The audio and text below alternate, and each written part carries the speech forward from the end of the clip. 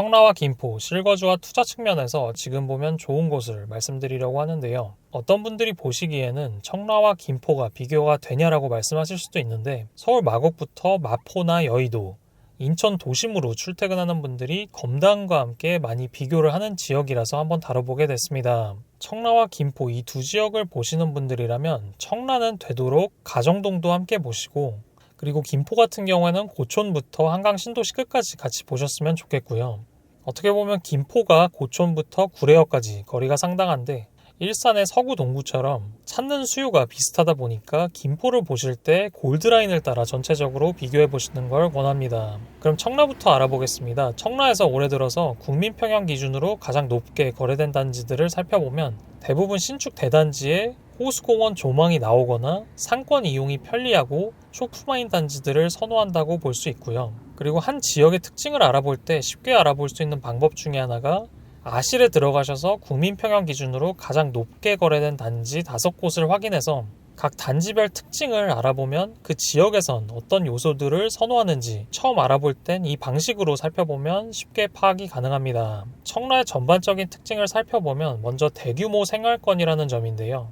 청라는 송도보다 규모가 작지만 그래도 최근에 가정지구나 루원시티에 만 세대 이상이 들어와서 생활권을 공유하게 되면서 청라의 인프라가 굉장히 탄탄해진 모습입니다. 상권도 아직 외곽이나 커널웨이 쪽은 아쉽지만 이제 중심상과 가까운 게 엄청난 장점이 된 느낌이고 보통 대규모 인구 밀집 지역에 들어올 만한 코스트코나 스타필드도 이제 청라에 들어설 예정이라서 지금도 살기 좋은데 앞으로는 더 좋아질 거란 기대도 되고요.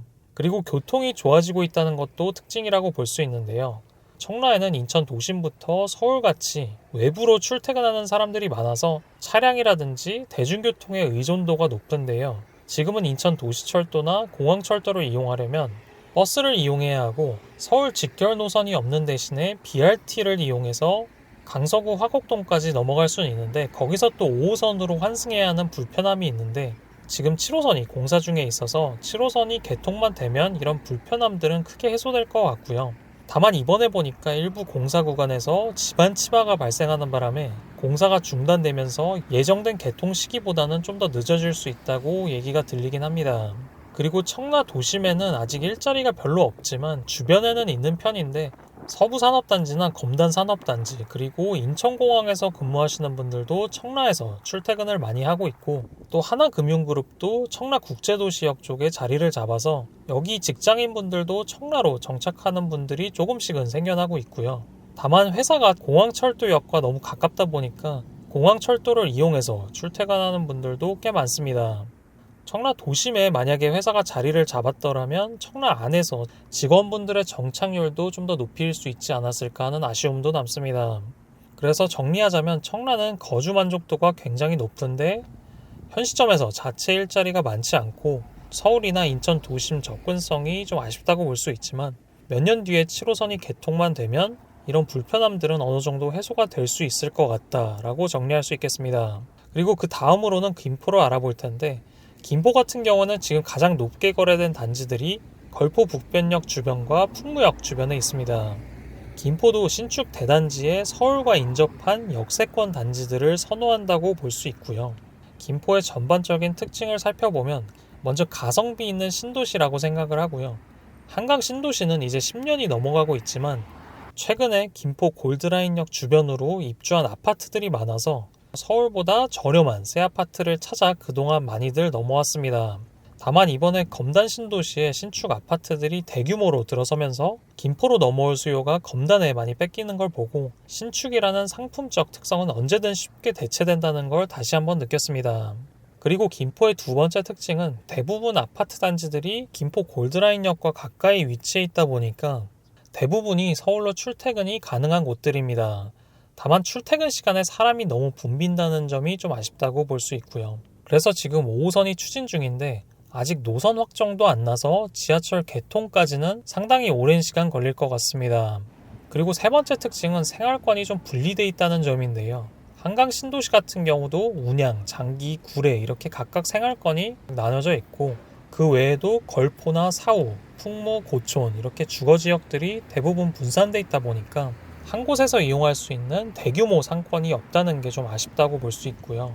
그나마 구례동 쪽 상권이 가장 큰데 여기는 김포 안에서도 상당히 안쪽에 위치해 있다 보니까 다른 곳에서 구례동까지 이동하기도 불편한 점도 있고, 또 구례동 주변에는 산업단지나 공장들이 많은데 이쪽에서 근무하는 분들이 구례동으로 많이 모이다 보니까 유흥상권이 상당히 발달해 있고 외국인 분들도 좀 많아서 일반적인 신도시 주거 상권의 느낌과는 약간 다르다고 볼 수 있습니다.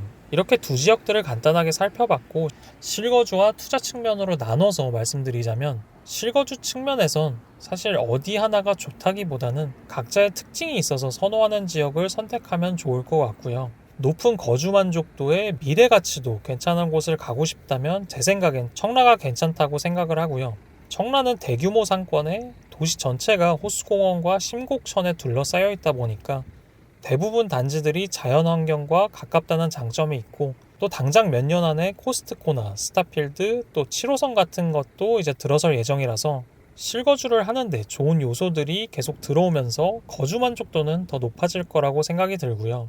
그리고 김포 같은 경우에도 자체 인프라는 청라보다는 좀 아쉽더라도 그래도 신도시 인프라가 갖춰져 있고, 코스트코나 백화점, 쇼핑몰 같은 대형 유통 매장들도 자체적으로는 부족하지만 바로 위인 일산에서 이용할 수 있기 때문에 생활 인프라 면에서도 크게 불편하진 않은 것 같습니다. 그리고 서울 서부권 쪽으로 출퇴근하기에 청라보다는 김포가 시간적으로 덜 소요되기 때문에 출퇴근 시간을 조금이라도 절약하고 싶은 분들은 김포를 먼저 보시면 좋을 것 같습니다. 그리고 투자로 봤을 때는 청라나 김포에 6억 후반에서 7억 원대에 있는 단지들보다는 5억에서 6억 원 초반에 머물러 있는 단지들이 좀 더 메리트가 있다고 생각을 하고요. 지금 7억 원대까지 회복된 단지들이라도 전체적으로 전세 가격은 별 차이 없는 데다가 6억 후반에서 7억 원대 가격을 본다면 볼 수 있는 지역이 청라나 김포 외에도 선택지가 더 넓어지기 때문에 만약 6억에서 7억 원까지 본다면 다른 지역들까지 좀 더 넓게 비교해 보시면 좋을 것 같고요. 5억에서 6억 원대의 아파트가 괜찮다고 생각하는 이유는 지금 시점에서 서울 마곡, 마포, 여의도까지 출퇴근이 가능한 5억에서 6억 원대 준신축에서 신축급 아파트 단지들 중에 사람들이 선호하는 신도시 인프라를 갖춘 지역이라는 점에서 다른 수도권 지역들보다는 가격 경쟁력이 있다고 생각이 들어서 그렇게 말씀을 드리고요. 여기 말고도 서울과 좀 더 가까운 곳을 찾는다면 제 생각엔 경기도 서남 쪽에 위치한 부천 지역도 같이 보셨으면 좋겠습니다. 아파트 가격은 항상 상대적이기 때문에 내가 사는 동네 주변만 보시지 마시고 최대한 많은 지역들과 많은 단지들을 비교하셔서 비싸게 사는 그 리스크를 최대한 줄이셨으면 좋겠습니다. 오늘은 여기까지 하겠습니다. 감사합니다.